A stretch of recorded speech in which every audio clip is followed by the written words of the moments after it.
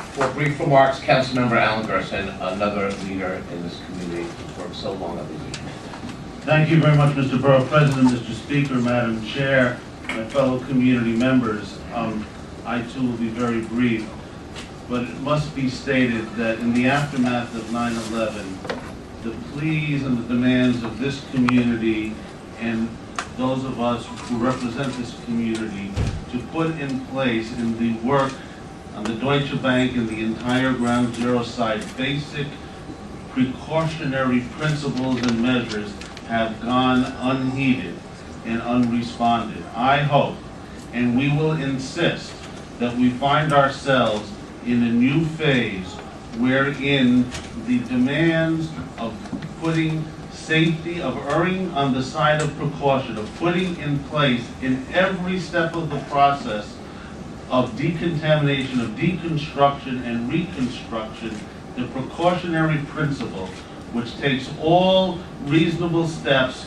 to protect all potentially impacted individuals from any harm, be it fire or environmental contamination, must proceed and must be put in place.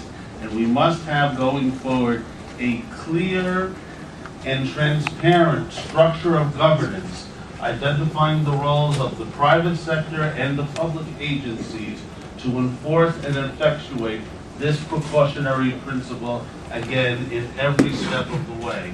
We as a community will settle for no less.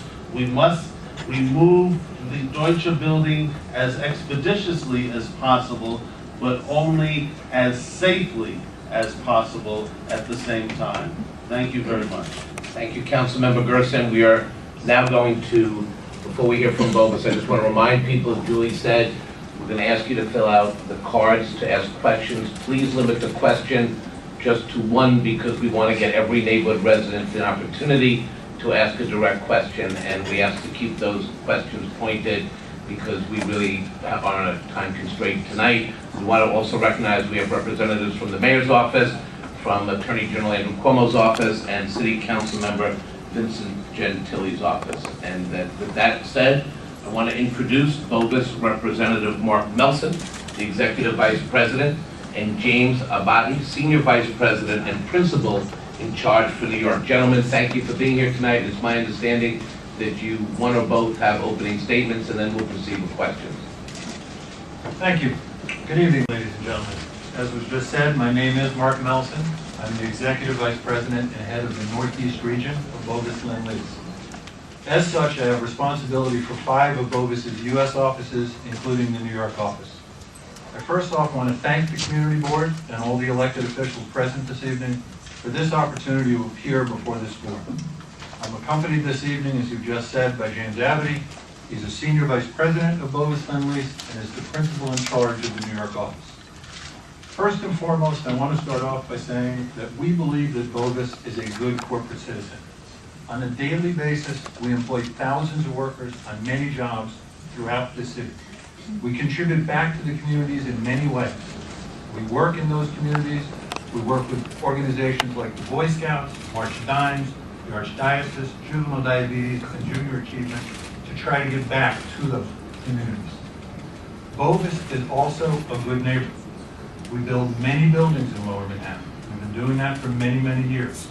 Over the years, we've built or are building over 45 projects in this community alone, including projects as old as the restoration of the Statue of Liberty, Ellis Island.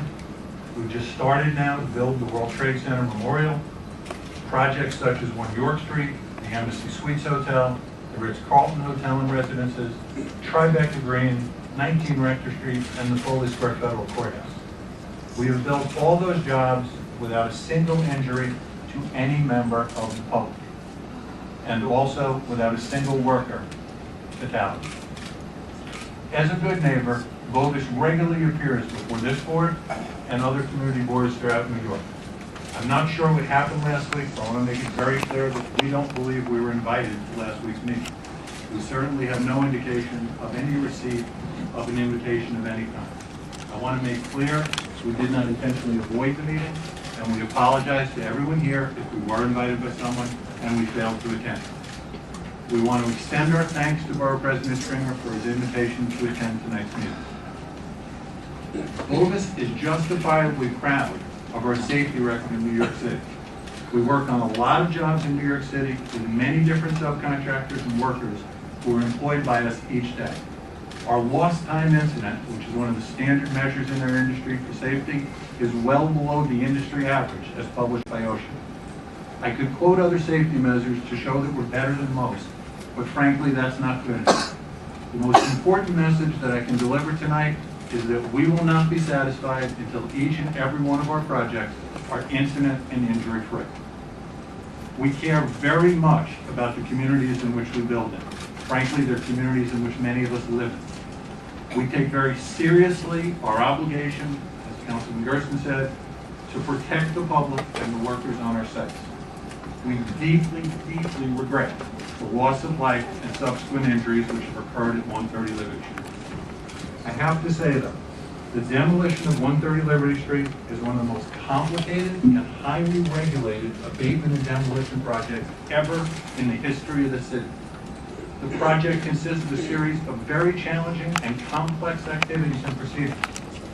Every one of the actions, every one of the protocols associated with this job were undertaken by Bovis with the participation and approval of city and state officials as well as all the regulatory agencies involved. The project was the subject of daily review by several agencies of the city, state, and federal government who lived on this site along with us. And yet, despite all this oversight and our own efforts, these two separate and tragic incidents still occurred. We're very troubled by that, just as you are.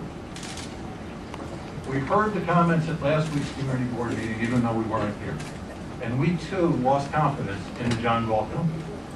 That's why we moved to discontinue our relationship with John Galt.